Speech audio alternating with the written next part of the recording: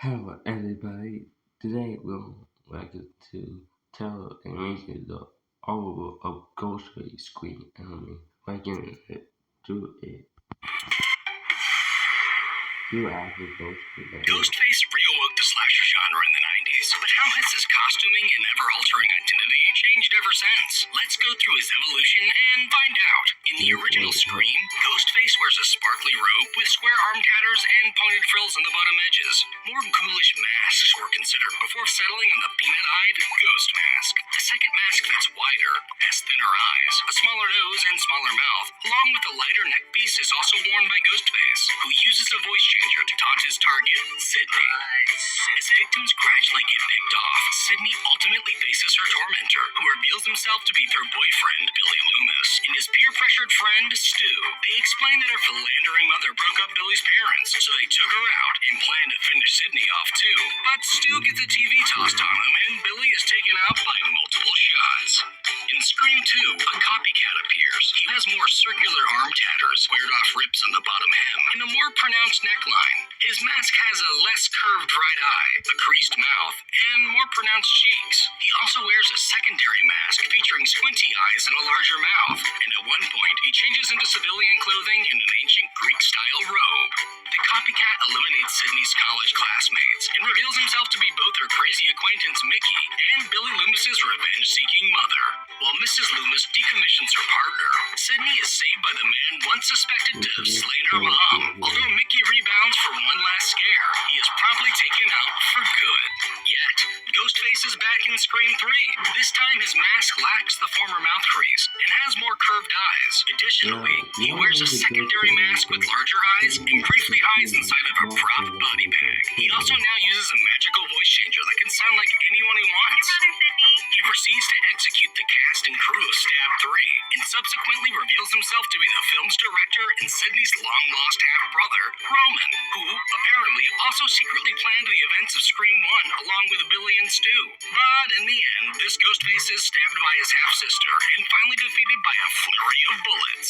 In Scream 4, Ghostface appears again. His main mask's eyes are slightly spaced apart. Another secondary mask is used with wider cheeks, smaller eyes, and a smaller nose. After slashing a new generation of victims, this Ghostface turns out to be Sydney's cousin Jill and her boy toy, Charlie, both intent on becoming the famous survivors of their attacks. However, Jill betrays Charlie in order to become the sole victim, but she's later defibrillated and then shot down. In the MTV series, Ghostface dons a rain poncho and a mask that's more human-shaped with uneven eyes, discoloration, and golden straps on the edges. He's also now referred to as the Lakewood Slasher. He terrorizes final girl Emma and her friends, and eventually confesses to being her secret half-sister, Piper, who is shot and falls in a lake. Emma's boyfriend, and Piper's secret lover, becomes the new Lakewood Slasher in Season 2, but he gets caught and put in jail before being silenced by a third Lakewood Slasher, never to be revealed. Because in Season 3, the original Ghostface returns. This time, the robe is unsparkled, has a floppier hood, loose sleeves, and no open neckline, while his mask is shinier and features a more prevalent jawline. He harasses... No, basically, no. After that Scream TV series 2019, I think because the way good strategy is new Ghost Machine twist now.